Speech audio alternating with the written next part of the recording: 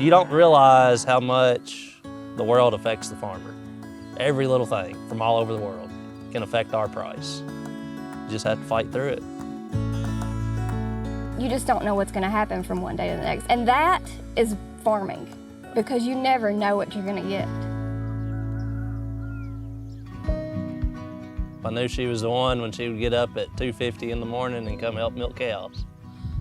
That's a never fun alarm clock. Well, I guess we met in high school, probably really met through FFA. Yeah, I was a year younger. Yeah, he likes to brag about that. Yeah, she's a cougar, you know. We've got two boys. The oldest is Colt, he's 10, and then Luke is 8. They both are very involved in sports. Colt, he likes the farm, probably not as much as the younger one does. Luke will do anything to come and help him on the farm, definitely. But I will say, over this summer with COVID and everything, they have both shown so much responsibility and so much more interest in the farm.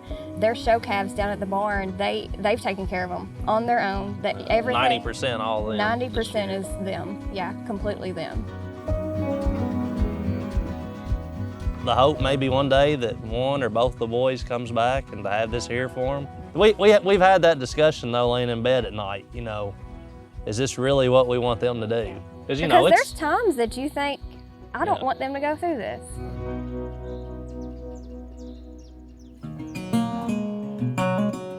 The milk price was just awful in the late, I think we quit in 2009. You know, when you're losing money monthly, doing a good job, and you still can't make ends meet, it was a tough decision on what to do. That's probably the hardest adjustment since we've started farming, for sure. And shortly after that, my dad had a heart attack, so that left a lot of responsibility on me. And 2 years ago, the beef cattle market was just plumb awful again. Seems like it likes to follow us. Within 3 or 4 months, we had a barn full of heifers, and we were able to diversify. And then you get to 2020, and you have COVID hit. Yes. And you know. And prices tank again. God always provides. That's right. I mean, my dad said maybe you just need to put your calculator away and have a little faith. But my dad told me, he said, there's gonna be 2 things you're always gonna do on this farm. He said, you're gonna milk cows and raise tobacco. And as of right now, we do neither one.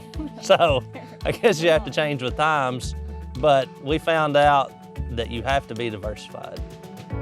We have beef cattle, we have feeder cattle, we also have a contract on Holstein heifers to feed them. And then we raise all the feed, hay and corn for all that. And a few years ago, we opened up a pumpkin patch. So we added that to the repertoire too. One of the things I love about our pumpkin patch is the educational factor of it. So it's nice to know that Farm Bureau are trying to get the word of agriculture out there and teach kids, and from young ages up. So I think that's really important in our community. It lets you know that you've got somebody kind of fighting in your corner. Yeah. Because a farmer, they don't have time to go do that. We're just a bunch of small voices, and when you get an organization like Farm Bureau that can put all those voices together, I think that means a lot. They represent us. Being able to see the boys living and growing up out here just means a lot.